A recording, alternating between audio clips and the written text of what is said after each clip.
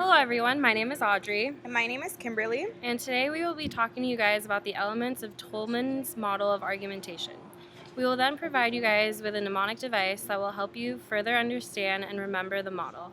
But first, we are going to start by giving a little background info of Stephen Toulmin.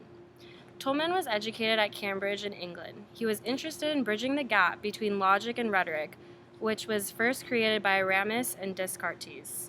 He believed the philosophy of reasoning had become so isolated that it was useless, so he came up with a model used for theoretical and practical arguments. This is known as Toulmin's model of argumentation.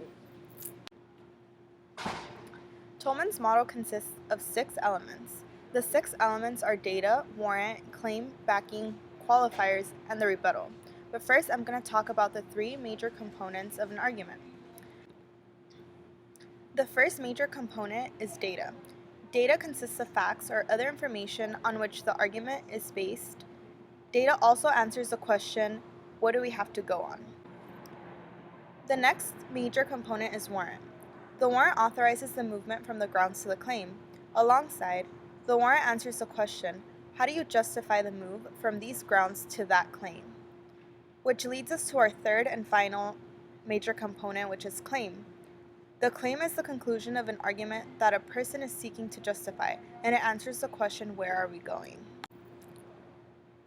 The 3 additional elements consist of backing, qualifiers, and the rebuttal. The backing is additional support for the warrant. The qualifiers represent the level of certainty, and finally, the rebuttal is a specific circumstance when the warrant does not justify the claim. So to get a better grasp of these elements, I'm going to go ahead and give you guys an example of each element. Since data can be known as evidence, and remember, with no evidence, there's no argument. So this element is extremely, extremely necessary. An example would be the fact that my brother has a history of lying. A claim, or what can be known as a conclusion, could be that he probably lied about finishing his homework. A warrant, which again links the claim to the data, could be that people with a history of lying are seen to be more guilty of lying as opposed to people who don't have a history of lying. An example of backing, which is the warrant helper, could be that most kids lie about getting their homework done. An example of a rebuttal, which is the condition under which the claim is false, would be unless he shows that he actually has done his homework, he didn't do his homework.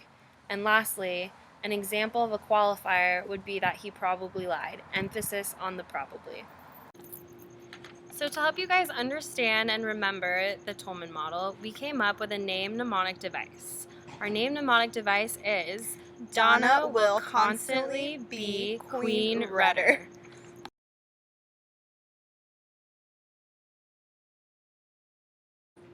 So the D in our name mnemonic device stands for data, the W stands for warrant, the C for claim, the B for backing, the Q for qualifier, and the R for rebuttal. So again, that's Donna will constantly be Queen Rudder.